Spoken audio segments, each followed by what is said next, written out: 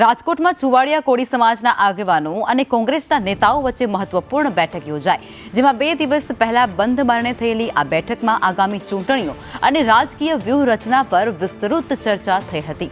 સમાજના આગેવાનોએ કોંગ્રેસ સમક્ષ માગણી કરી હતી કે ચુવાડિયા કોળી સમાજને વધુ પ્રાધાન્ય આપવામાં આવે. સંવાદદાતા દિવ્યેશ જોડાઈ ચૂક્યા છે. જી દિવ્યેશ, શું છે અપડેટ?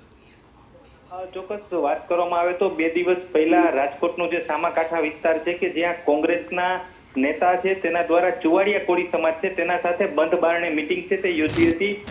ચુવાડિયા કોળી સમાજ છે તેઓએ પોતાનો રોષ છે તે વ્યક્ત કર્યો હતો કે તેઓ 40 વર્ષથી ભાજપ પ્રત્યે વફાદાર છે, પરંતુ સૌરાષ્ટ્રમાં એક પણ તેમને મહત્વનો હોદ્દો કે તેમના ધારાસભ્ય છે તે આપવામાં આવ્યા નથી.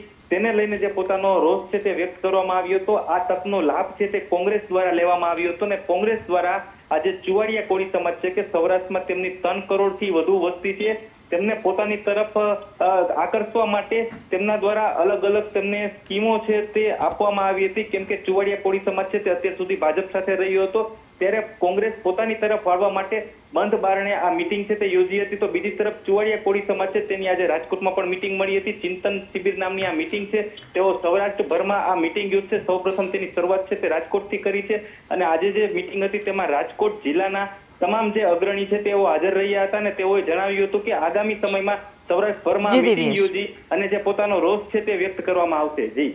જી આભાર.